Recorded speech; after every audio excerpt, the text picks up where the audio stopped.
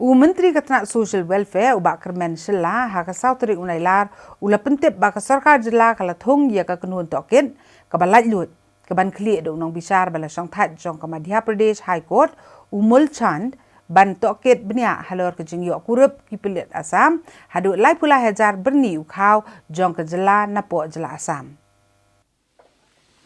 Habai keren bikila patai kubor ubak Shelah ulong bakat kum kejeng penbena pat ba jong sarkar jela ha ka ar kondai teri unaitung ka sarkar kala thong ya ke independent inquiry ni ke kenhun tokit ke balai lut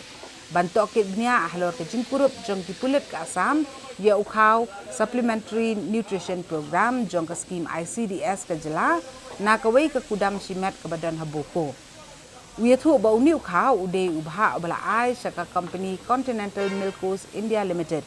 bahkan terlihat bat snajing bam na kabenta ban sam seki Anganwadi Center ha ka jela kat kum kejing ong jong u kani ka kenhun kan tokit ahlor kejing long jingman jong ka fortified supplementary nutrition program bat iki marba mardi ki bala sam seki kena seki long kemi ki ba armed bat ki ba ai bun khun leng ba ka integrated child development service scheme nalor kani ulo ong ba ka kenhun kan tokit ru la ki ba yo jing mentoy kata ki kena bagi long kumi yo pediang na em ye ki jingbam kum baki de hok ban yo uba kermen la pentip ba ka sarkar jela kala ai por lai bana ye ka kenhun tokit ka balat lut ka bala kli da unong bisar bala song that ban IT ka kai phot. Number 1 is that inquiry into the matter of rice allotted to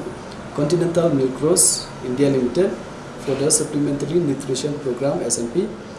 found in a private godown in Boko, Assam and seized by Assam police. And number 2 is inquiry into the quality of fortified supplementary nutrition programs.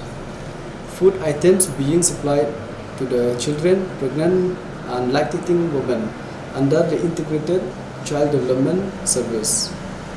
schemes and whether any testing is done and whether it is as per the norms. Then number 3 is inquiry into whether the quantity of food reaching the beneficiaries is as per norms.